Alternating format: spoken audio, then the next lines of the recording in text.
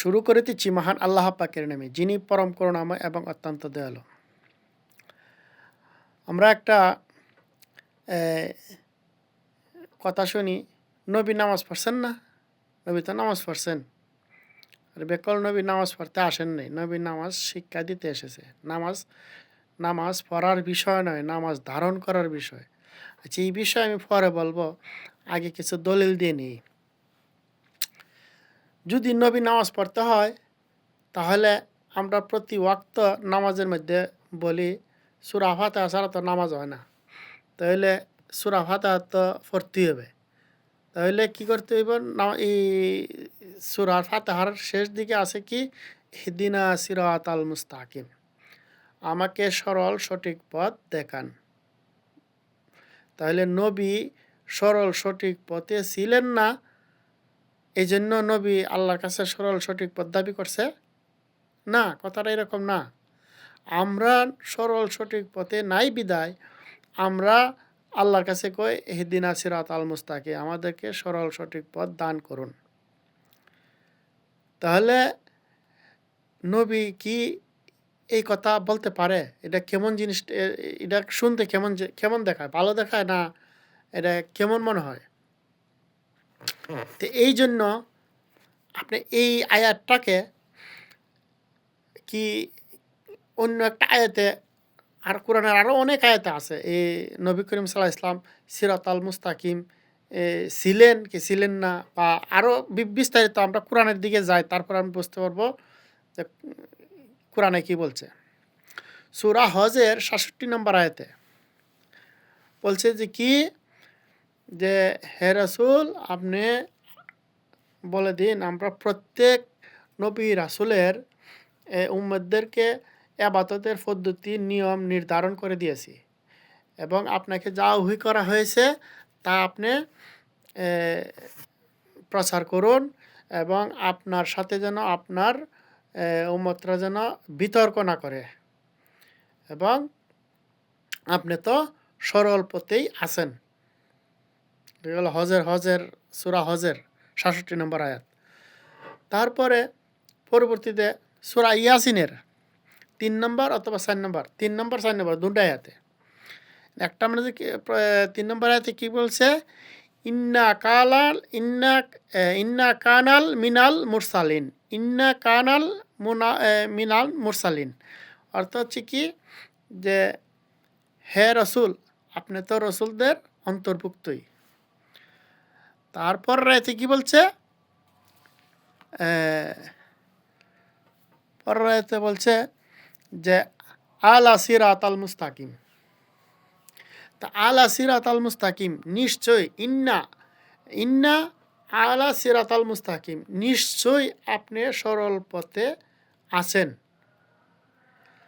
তো অন্য আয়াতে যদি বলে যে আপনি নিশ্চয়ই সরল সঠিক পথে আছেন, আর এখানে বলা হয়েছে ইহদিনা সিরাতাল মুস্তাকিম, আমাকে সরল সঠিক পথ দেখান, তাহলে আল্লাহ বলতেছে নিশ্চয়ই আপনি সরল সঠিক পথে আছেন, আর আমরা বলতেছি যে নবী আল্লাহর কাছে প্রার্থনা করছে সরল সঠিক পথ দেখাও।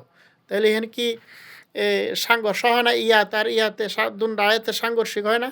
তাহলে আল্লাহর কথার তো সাংঘর্ষ হইতে পারে না।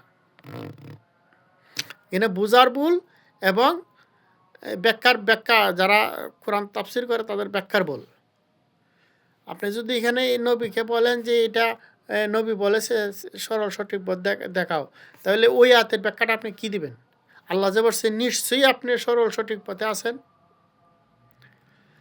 যে গেল এটা। তারপরে আরও আছে অহরহ, তারপরে আরও আছে জুখরুফ, সূরা জুখরুফের 43 নম্বর আয়াত। এখানে বলতেছে যে কি, হ্যাঁ আস্তামসি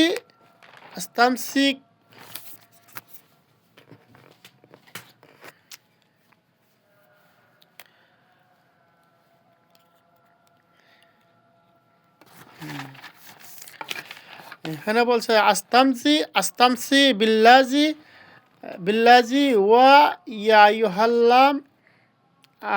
আইয়ুহাল্লাম লাকা ইন্নাকা সিপ্তাসি মুস্তাকিম।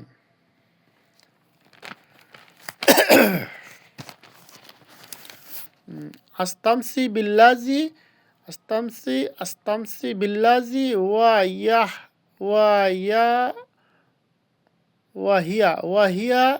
ওয়াহিয়া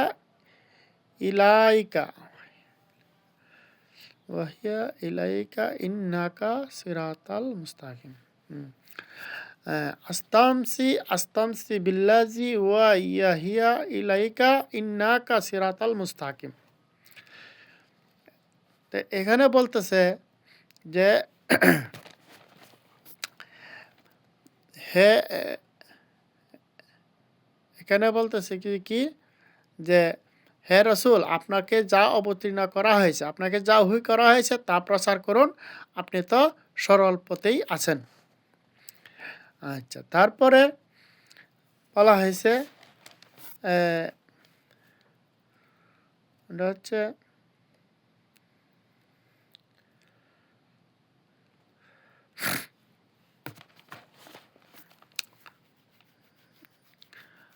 আচ্ছা, আরও একটা সূরার মধ্যে আছে, এই সূরাটা আমি ভুলে গেছি, নাম্বারটা আমি ভুলে গেছি। তাহলে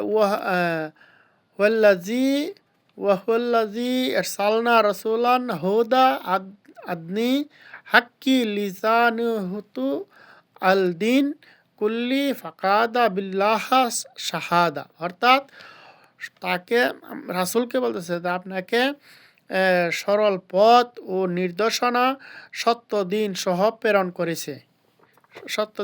প্রেরণ করেছি এবং সাক্ষী হিসাবে আছে আল্লাহ নিজেই সাক্ষী, আল্লাহর সাক্ষী যথেষ্ট। তাহলে এই যেখানে ভিডিওটা অনেকলাম বাচ্চা, এর পরবর্তীতে এটার পর্ব 1 পর্ব 2 আবার দিব, কারণ ভিডিও লম্বা হয়ে গেছে।